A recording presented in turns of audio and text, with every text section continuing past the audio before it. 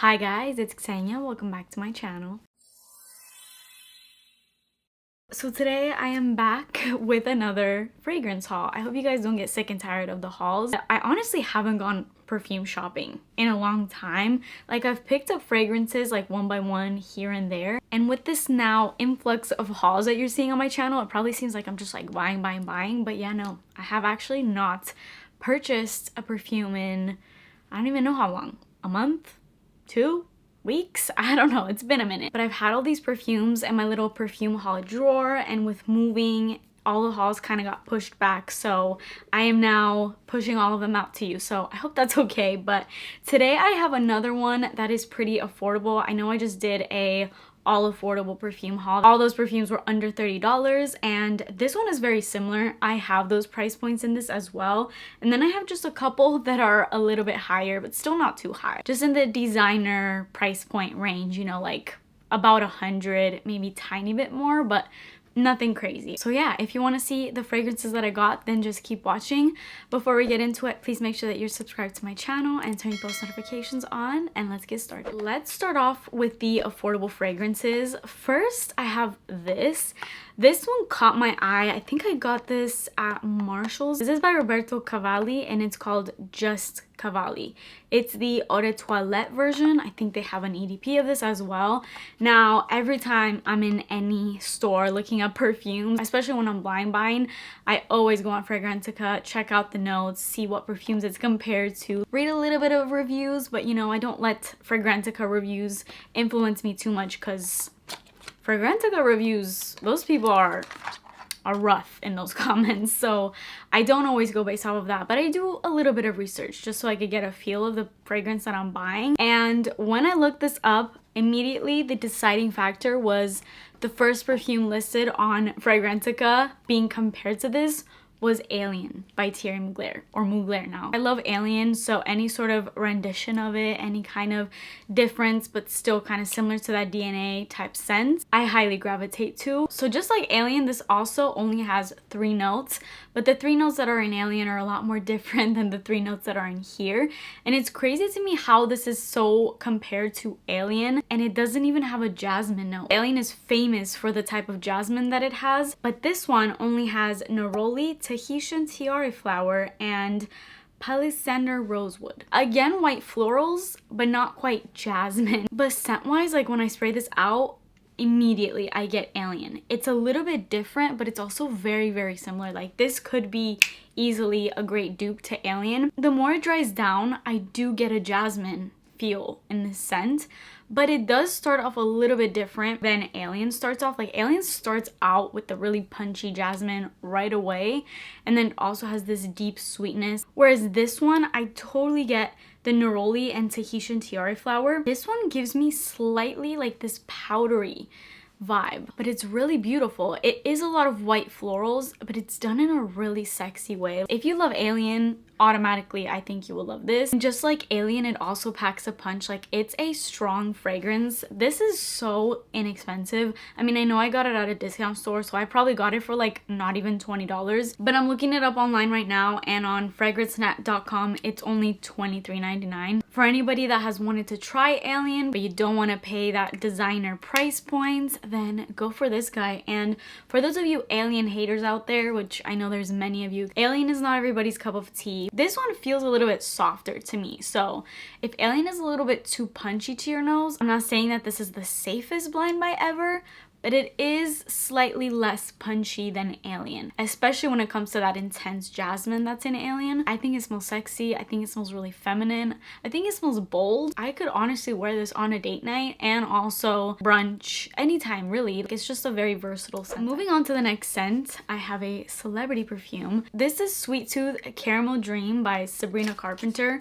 So I already did like a dedicated review to this scent, but not this perfume, because I purchased purchased the body mist of this when it freshly came out, and if you want to see that video, I kind of go in the notes more in depth and everything, so I'll link that up in the cards. But I placed an online order on Walmart very shortly after, and it came to me like the very next day, and I just forgot to haul it. But I have talked about this, like I included it in my fall perfumes video too, but I did want to let you guys know it is now available in stores at Walmart. But I've been loving this. I've been using it so much. This was kind of like a go-to fall fragrance for me. I'm still using it now, and I still will be using it into the winter time. I know it's a little bit more of a sweet fragrance, but I enjoy this so much, this and the original. There is differences though, and I really like that because I feel like, especially when it comes to celebrity perfumes, I don't want to say that there isn't enough effort put into celebrity perfumes, but sometimes you can definitely tell when a celebrity just slaps their name on a fragrance. But I feel like with these,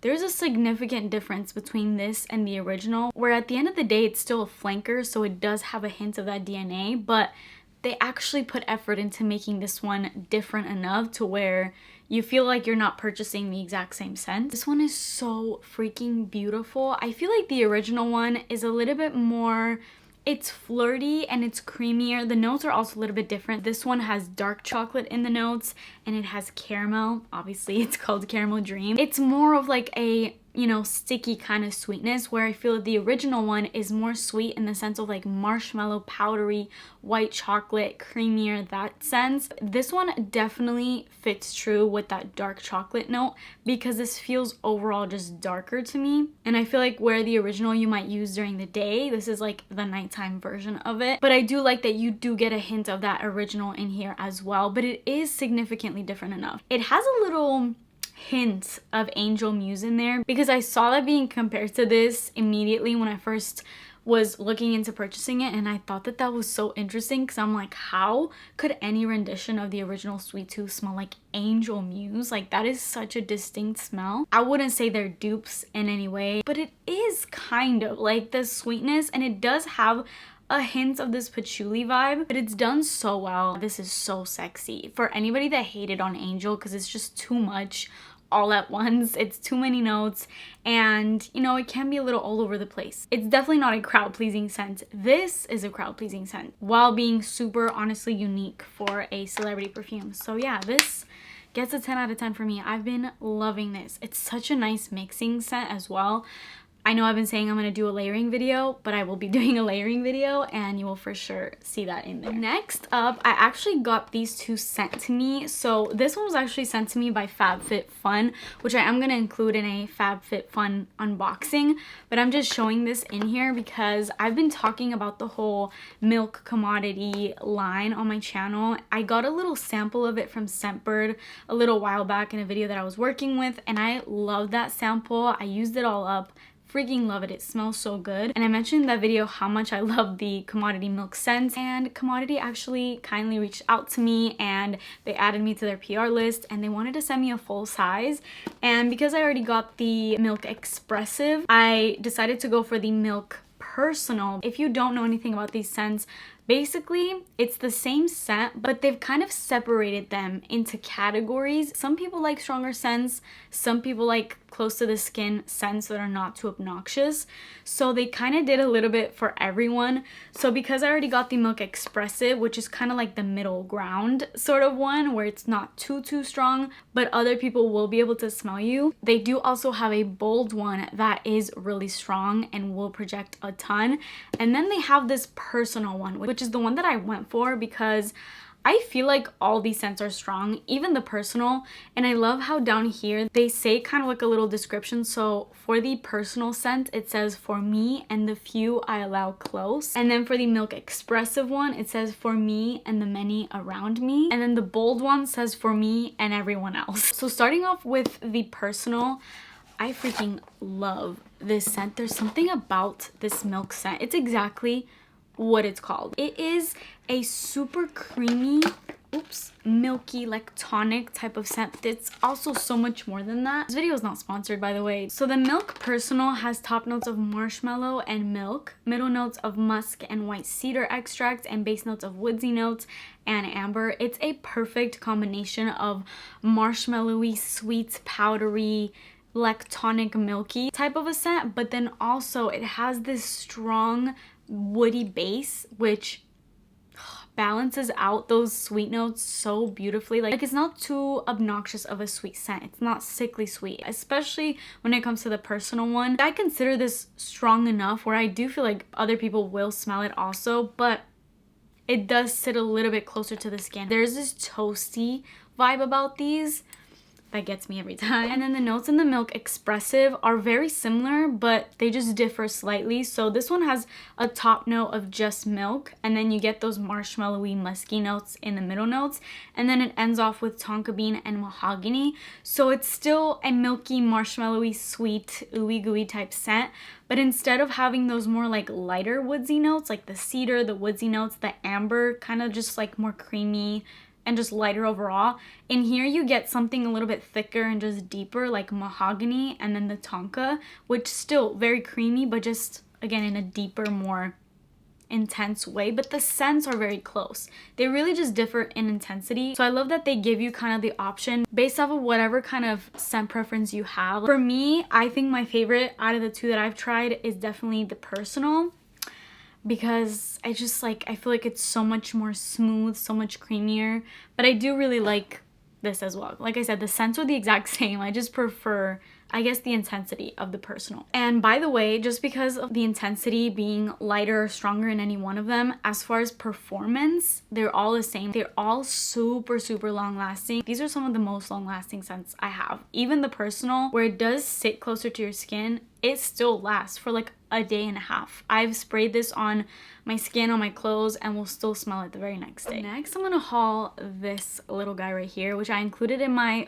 fall fragrance recommendations video, and I have to also haul it in here because I want to shine as much light to this fragrance as I possibly can. This is a magical perfume. If you're into sweet gourmands, you need this. And I feel so bad saying that because this is almost like impossible to find. If you can't find this at a Marshall's, TJ Maxx, I don't know if Ross has them. I got mine at Marshall's. I bought this like I think about a month ago, and even then I was looking for it for so long, and then a couple weeks later I finally just stumbled across it in a Marshall's and I immediately picked it up. The only thing that sucks about this perfume is that it's so impossible to find online. I've tried to look up any links or anywhere that you could purchase it online, and I can't figure out where you can buy this. I'm sure people on Mercari have listed this, so if you can look out and find it on there. I hope they're not jacking up the price on this like crazy, because I got this for $14.99.